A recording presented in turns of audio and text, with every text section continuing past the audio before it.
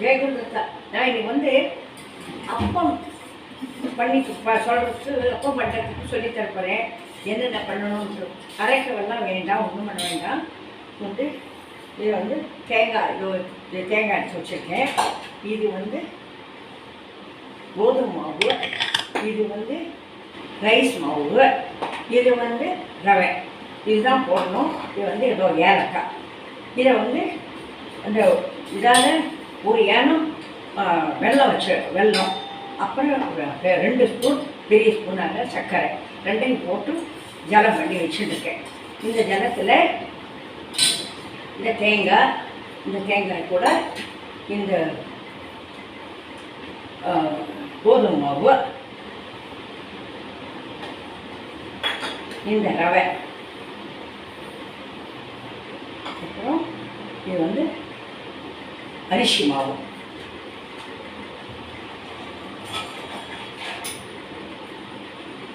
அதுக்கு ஒரு மைதா மாவு இதை மைதா மாவு கொஞ்சம் பண்ணோம்.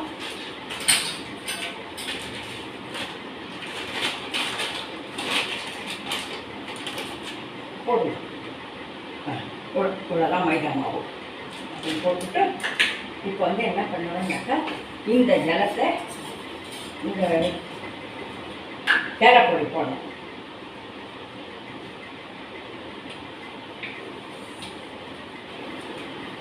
அப்புறம் இந்த ஜலத்தை இதில் ஊற்றணும்.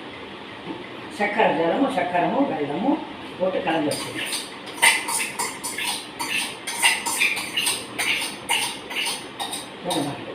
இதை வந்து நல்லா கரைக்கணும். கரண்டியால் கரைச்சா போகாது. அதனால் அந்த ஹேண்ட் மிக்சியால் ஒரு கரைக்கணும். வந்து இப்போ கரைச்சாச்சு.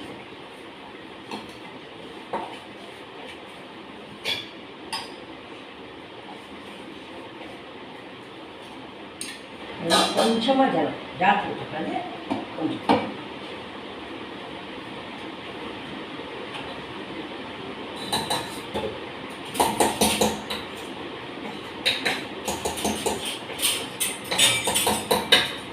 என்ன பண்ணுறதுக்கா இந்த ஹேண்ட் மிக்ஸி இருக்கு.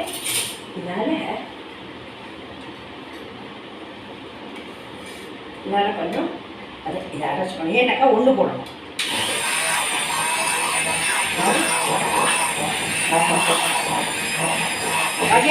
கொஞ்சம் தயிர் ஊற்றி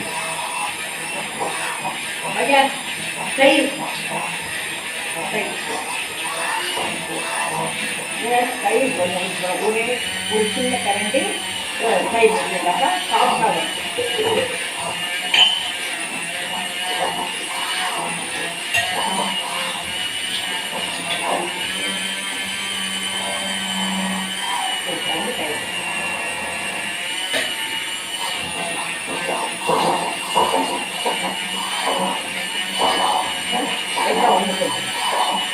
இப்போவே வாசலாம் இல்லைன்னாக்கா இந்த ஃப்ரிட்ஜில் வச்சுட்டு நாளைக்கு அதை எடுத்து அந்த ஜிம்முக்கு போட்டு பார்த்தேன்னு வார்த்தைன்னாக்கா இன்னும் வித்தியாசம் இன்னும் நல்லா ரொம்ப ஈஸியாக ஃபிக்ஸாக இது நினைச்சுட்டாக்கா அப்போ போதும். இதுதான் நீங்கள் வந்து சர்ப்ரைஸ் பண்ணுங்க, ஷேர் பண்ணுங்க.